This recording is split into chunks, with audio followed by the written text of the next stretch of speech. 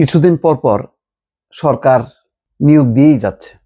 বিশেষ সহকারী, কাউকে মন্ত্রীর পদমর্যাদা, কাউকে প্রতিমন্ত্রীর মর্যাদা, তারপর কাউকে সিনিয়র সচিব, সচিব, এইভাবে নিয়োগ হতে হতে শেষ পর্যন্ত কতজন যে দাঁড়ালো, উপদেষ্টা, উপদেষ্টাদের সহকারী, প্রধান উপদেষ্টা সহকারী, মানে কেমন জানি একটু গোলমেলে লাগছে যে সেট আপ যদি এইভাবে চলতে থাকে প্রতিনিয়ত, এর মধ্যে আবার পদত্যাগ করলেন প্রধান উপদেষ্টার বিশেষ সহকারী আমিনুল ইসলাম। কেনই বা তিনি পদত্যাগ করলেন, কয়েকদিন আগে নিয়োগ করলেন, সেটাও বোঝা মুশকিল। কিন্তু এতে প্রমাণ হয় বা পারসেপশন যেটা দাঁড়ায়, সেটা হলো যে সরকারের মধ্যে এক ধরনের অস্থিরতা। ইউনূস সরকার সম্ভবত বুঝতে পারছে না যে কাকে দিয়ে কাজ হবে, কাকে দিয়ে কাজ হবে না, কে যে পারফেক্ট সেটা বুঝতে পারছে না। এবং হয়তো এর ওর কথা শুনে, আচ্ছা ঠিক আছে, তারে দাও এই নিয়োগ, আচ্ছা ওকে দাও এটা, নিজেরা করি আর কি। এইসব বন্ধু বান্ধব, এই ধরনের বিষয়গুলো চলছে। এটা হওয়া উচিত না, একেবারেই উচিত না। অন্তর্বর্তী সরকার এমনভাবে করতেছে যে একটা রেগুলার সরকারের মতন আচরণ। তার এই এতজনকে নিয়োগ দিয়ে কেন প্রশাসন, সরকার ভারী করা হচ্ছে? আমরা তো খুব খুশি ছিলাম যে খুব কম সংখ্যক লোক দিয়ে খুব ডাইনামিক ভাবে চলবে সরকার, কিন্তু আসলে কি তাই? যেটা শোনা যাচ্ছে যে বেশ কয়েকজন উপদেষ্টা খুবই হতাশ, তারা যে কোনো মুহূর্তে পদত্যাগ করতে পারেন, তারা কাজ করতে পারছেন না, কাজ করতে দেওয়া হচ্ছে না, এক ধরনের অস্থিরতা বিরাজ করছে তাদের মধ্যে। এর মধ্যে নিয়োগ হচ্ছে কিছুদিন পর পর নানা নাম দিয়ে, আবার পদত্যাগও করলেন। আচ্ছা, পদত্যাগের ঘটনাটা দেখি। পদত্যাগ ইনি করলেন ডক্টর এম আমিনুল ইসলাম, প্রতিমন্ত্রীর পদমর্যাদায় শিক্ষা মন্ত্রণালয়ে দায়িত্ব পালন করছিলেন তিনি। এখানে আবরার, সিএম আবরার, তাকে নিয়োগ দেওয়া হয়েছে মন্ত্রীর পদমর্যাদায়।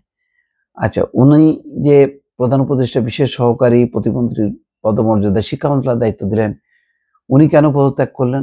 উনি বলছেন, সাংবাদিকরা জিজ্ঞাসা করছেন, না তিনি বলবেন না। মানে তাহলে নতুন কোনো দায়িত্ব পাচ্ছেন কিনা সেটাও তিনি বলবেন না। গত নভেম্বরে নিয়োগ হয়েছিল প্রতিমন্ত্রীর পদমর্যাদায় ৩ জনকে।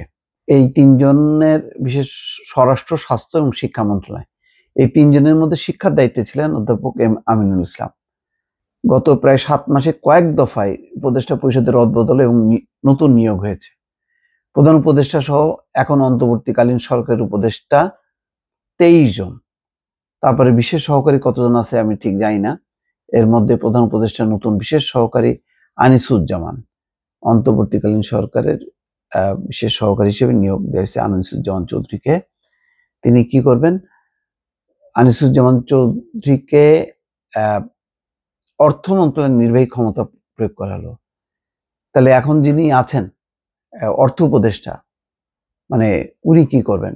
উনার সালাউদ্দিন আহমেদ, উনার কি কাজ শেষ হয়ে গেল, নাকি ওনার উপর আস্থা নেই, নাকি ওনাকে সহযোগিতা করার জন্য ওনাকে আবার আনা হচ্ছে? সব মিলায় আসলে সরকার ভালো চলছে না। সরকারের মধ্যে সমন্বয়হীনতা কম, অনেকে যেটা করতে চাচ্ছেন সেটা করতে পারছেন না, এরকম একটা অস্থিরতা। নিয়োগ যেমন হচ্ছে তেমনি পদত্যাগের কেবল শুরু হলো, আরো কয়েকজন পদত্যাগ করবেন এরকম একটা অবস্থায় আছে। নানা রকম গুঞ্জন, ফিসফাস শোনা যাচ্ছে। এইগুলো সরকারকে অস্থিরতার মধ্যে ফেলবে এবং এরকম অস্থিরতা চলতে থাকলে সরকার ভালো পারফর্ম করবে না, এবং এতে আলটিমেটলি প্রধান উপদেষ্টা ডক্টর মোহাম্মদ ইউনূসের ব্যক্তিগত ইমেজের জন্য ক্ষতি হবে। সুতরাং এটাকে একটু কনসাইজ করে দ্রুত নির্বাচনের দিকে যাওয়া উচিত। বারবার বলছি যে এটা বিএনপি বলতে পারে তার মতন করে, কিন্তু নাগরিক হিসাবে, সাংবাদিক হিসাবে এবং অতীতের অভিজ্ঞতার আলোকে যেটা মনে হচ্ছে যে এইটা লিঙ্গার করা একেবারেই উচিত না। এটা খুব তাড়াতাড়ি এই ব্যাপারে একটা সিদ্ধান্ত নিয়ে সম্মান নিয়ে বিদায় নেওয়া উচিত, যাতে সবাই মনে রাখে। দর্শক ভালো থাকবেন। আল্লাহ হাফেজ।